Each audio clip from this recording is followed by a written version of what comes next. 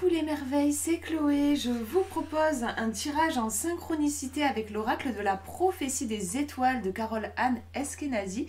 Donc je viens de tourner la vidéo de présentation, donc si elle vous intéresse et que vous ne l'avez pas vue, je vous le mets, je vais vous mettre le lien dans la description.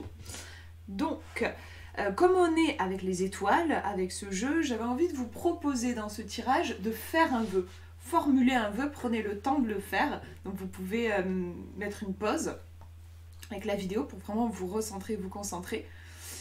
Et donc, ouais, formuler un vœu, ça peut être dans n'importe quel domaine. On dit que pour que les vœux puissent vraiment se réaliser, c'est bien de les formuler comme si c'était déjà produit.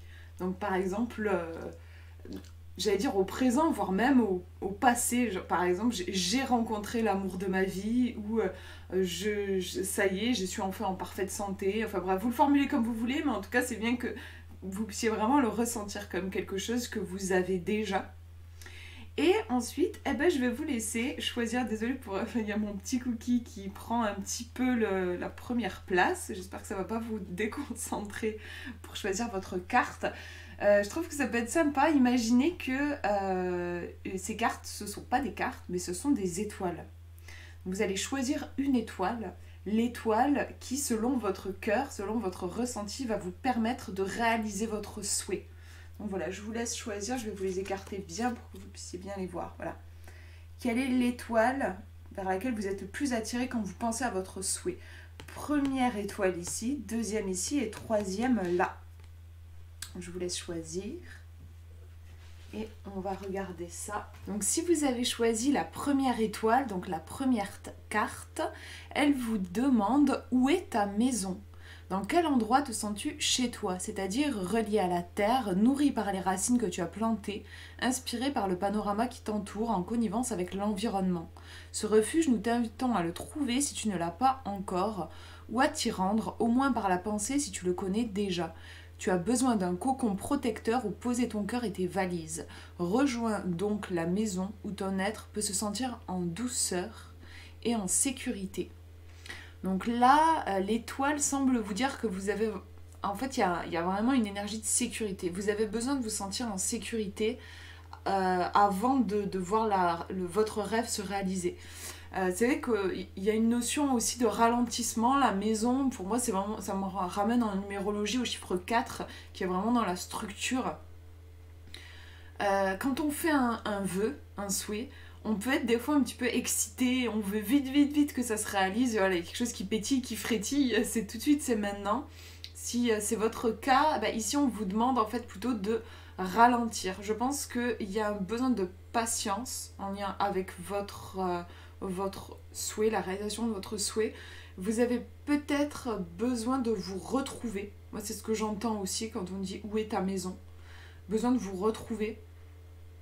Vérifier, alors je dis ça, voyez si ça résonne ou pas, mais je préfère le dire parce que je sens que ça peut être une des possibilités.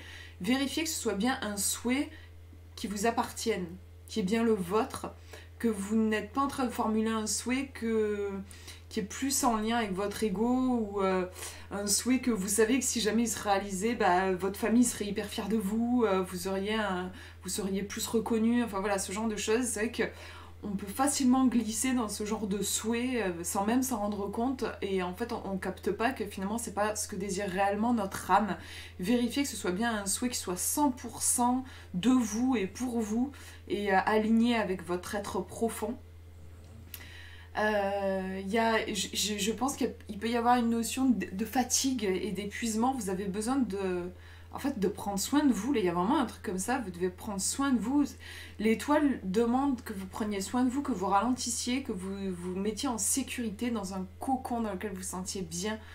Et puis elle va s'occuper du reste, elle va œuvrer vraiment pour que votre vœu se réalise. Mais vous avez vraiment besoin de vous retrouver, j'ai l'impression, avec cette carte. Je réfléchis, je vais voir si je peux vous dire autre chose.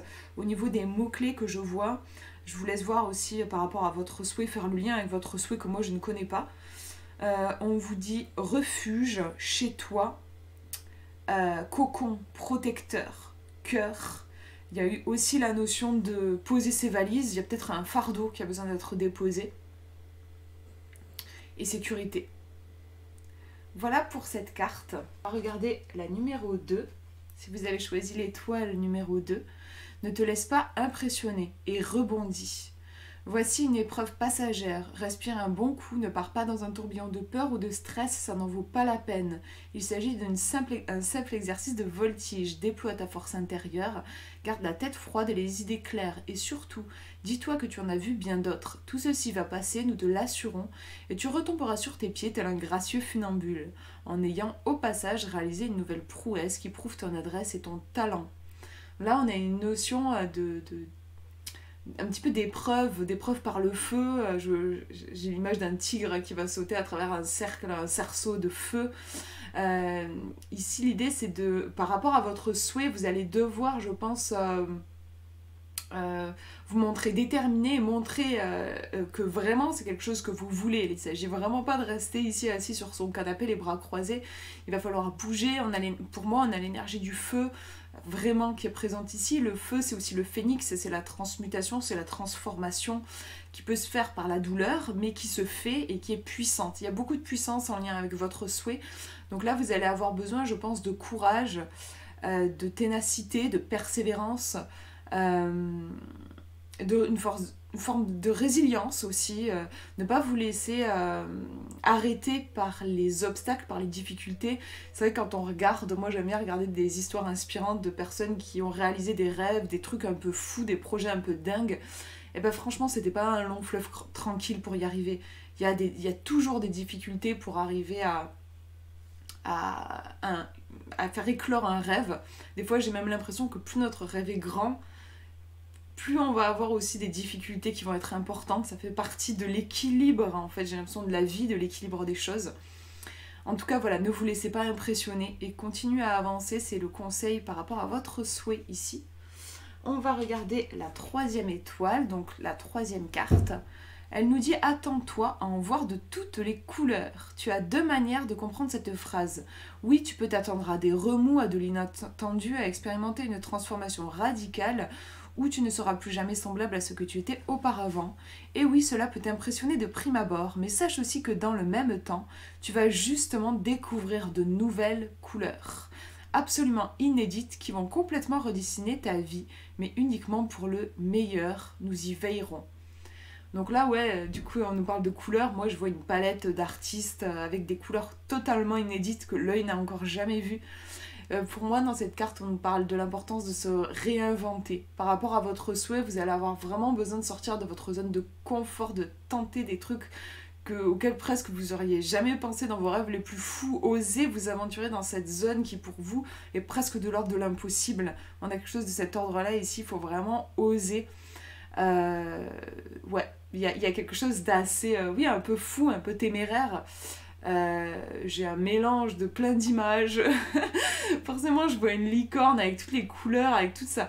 Les licornes, pour moi, elles ont un côté, souvent dans les illustrations, on peut les illustrer d'une façon un petit peu folle, les illustrations pour enfants.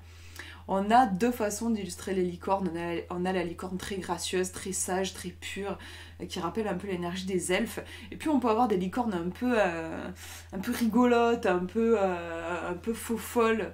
Et moi j'ai cette image là qui me vient, il y a vraiment ce côté genre laissez-vous porter, pourquoi pas par votre côté extravagant, là je suis influencée par le fait qu'on nous dit qu'il y a plein de couleurs, par votre côté artiste, et sortir vraiment du moule, sortir des carcans, sortir de ce qu'on attend de vous et oser faire repousser les limites. Moi c'est ce que je vois avec cette carte.